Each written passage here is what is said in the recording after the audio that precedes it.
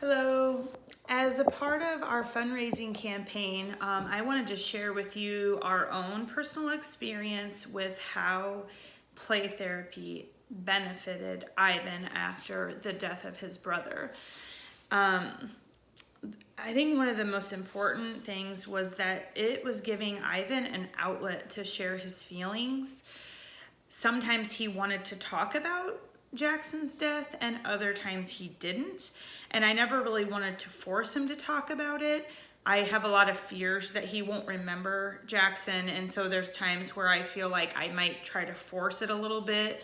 But, sometimes kids that are young can't necessarily always label what they're feeling. Maybe they're mad, maybe they're angry, frustrated, sad. They can't always do that at the age that Ivan was when Jackson died.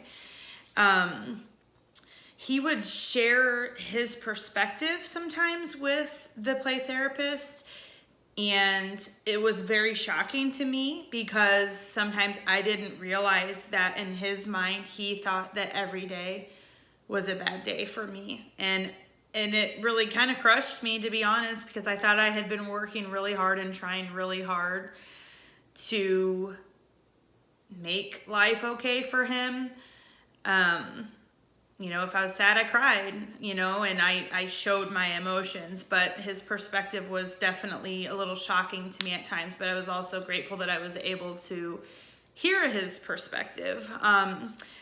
And to be honest, during the play therapy, it gave me a little bit of a break. He was in playing with the therapist, and I got 45 minutes to just kind of take a little break because grieving is a lot of work. Parenting a grieving child is a lot of work, and I was grateful for a little bit of a break.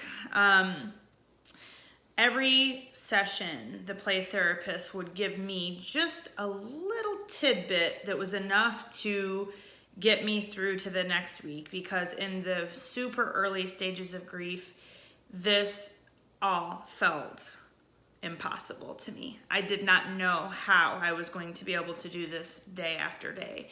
And thankfully, it has started to get different. It's hard for me to say easier because it is not much easier, but it is getting different. And to a level that I feel that I can handle it now. I was pointed in the direction of a lot of very helpful resources that I may not have found otherwise, whether it was books, games, websites, all the stuff that really helped me give Ivan the tools that he needed and will continue to need throughout life, because grief is a lifelong journey. It really helped me to recognize when his behavior was telling me that he was struggling, because kids at this young of an age cannot really tell you, I'm having a hard time, I'm struggling. They a lot of times show it in their behavior. So I feel like that helped me be a little bit more keen to that. I really feel that it's important that we don't dismiss the mental health of children. Especially with the pandemic, Ivan went 2 months without seeing another child. That's hard on a kid's mental health. And not only that, but then you have a significant death like your brother. That is hard on a child's mental health. And I don't want to dismiss that like it doesn't mean anything. So I really feel like it's important that we recognize that kids struggle with their mental health and that there are resources out there and that we can help them.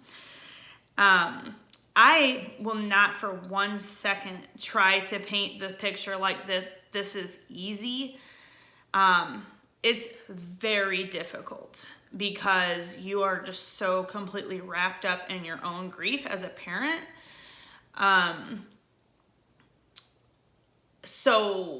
There is no judgment coming from people who couldn't do this, who didn't do this, but my hopes are that this will be helpful to someone who is looking for help and needs help. And,